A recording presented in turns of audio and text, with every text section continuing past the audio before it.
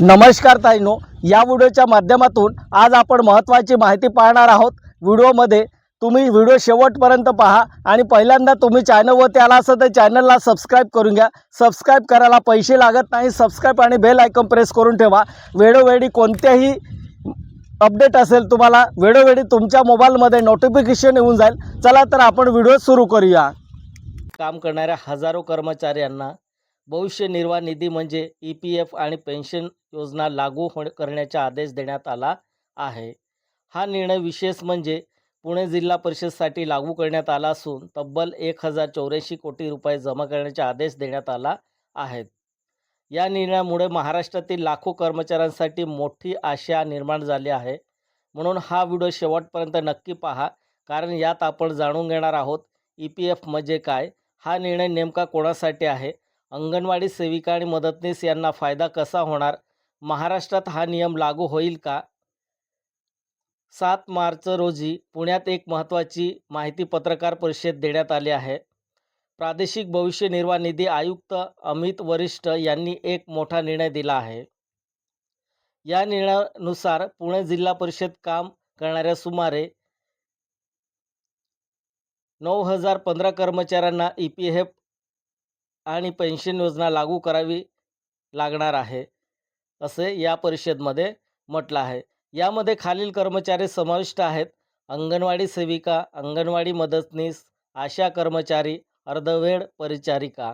हे सर्व कर्मचारी अनेक वर्षापासून सरकारी योजनेमध्ये काम करत आहेत, पण त्यांना आजपर्यंत कायमस्वरूपी कर्मचारी म्हणून मान्यता मिळाली नव्हती। या निर्णयानुसार पुणे जिल्हा परिषदला कर्मचाऱ्यांच्या EPF खात्यात 1084 कोटी 13 लाख रुपये जमा करण्याचे आदेश देण्यात आले आहेत।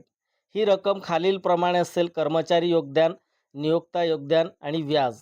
हे सर्व पैसे 60 दिवसाच्या आत जमा करण्याचे आदेश दिले गेले आहे। म्हणजे अनेक वर्षाचा EPF एकत्रित जमा केला जाणार आहे। यामुळे हजारो कर्मचाऱ्यांना आर्थिक सुरक्षितता मिळणार आहे। हा निर्णय कसा मिळाला? या निर्णयासाठी कामगार संघटनांनी मोठी लढाई लढली। विशेष म्हणजे centre of Indian trade union CITU या संघटनेने यासाठी सातत्याने पाठपुरावा केला। या संघटनेचे अध्यक्ष अजित अभयंकर, सरचिटणीस वसंत पवार यांनी कर्मचाऱ्यांना वतीने न्यायालयीन आणि कायदेशीर लढा दिला। त्यांच्या प्रयत्नामुळे हा निकाल लागला आहे। पत्रकार परिषदेत किरण मोगे, शुभा शमीम, रंजनी पिसाळ हे कर्मचारी संघटनेचे पदाधिकारी उपस्थित होते। कर्मचाऱ्यांची समस्या काय होती? अंगणवाडी आणि आशा कर्मचारी अनेक वर्षापासून काम करत आहेत, पण त्यांची परिस्थिती खूप कठीण होती, कारण त्यांना कायमस्वरूपी कर्मचारी मानले जात नाही। त्यांना फक्त मानधन दिले जाते। मानधन खूप कमी असते। कोणतीही सामाजिक सुरक्षा नव्हती, आरोग्य योजना नव्हती, पेन्शन नव्हती। पूर्ण वेळ काम करूनही त्यांना सरकारी कर्मचाऱ्यांसारखे लाभ मिळत नव्हते। म्हणून कामगार संघटनांनी हा मुद्दा जोरदारपणे मांडला। महाराष्ट्रासाठी मोठी ही अपडेट आहे।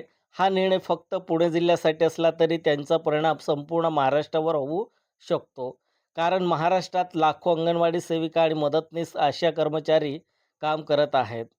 जर हा निर्णय राज्यभर लागू झाला तर लाखो कर्मचाऱ्यांना EPF आणि पेन्शनचा फायदा मिळू शकतो। म्हणून हा निर्णय अत्यंत महत्त्वाचा मानला जात आहे। EPF म्हणजे काय? EPF म्हणजे एम्प्लॉई प्रोव्हिडंट फंड ही एक बचत योजना आहे। यामध्ये कर्मचारी पगारातून काही रक्कम जमा होते। नियोक्ता देखील तितकीच रक्कम जमा करते। ही रक्कम निवृत्तीच्या वेळी मोठी बचत म्हणून मिळते। यामध्ये व्याज देखील मिळते। मित्रांनो, अंगणवाडी आणि आशा कर्मचाऱ्यांसाठी हा निर्णय अत्यंत महत्त्वाचा आहे। जर हा निर्णय महाराष्ट्रभर लागू झाला तर लाखो कर्मचारी भविष्य सुरक्षित होऊ शकते। तुम्हाला काय वाटतं? अंगणवाडी सेविका आणि मदतनीस यांना EPF आणि पेन्शन मिळायला हवे का? कमेंटमध्ये नक्की सांगा। आणि व्हिडिओ आवडला असेल तर लाईक करा, शेअर करा आणि चॅनलला सबस्क्राईब करा। धन्यवाद।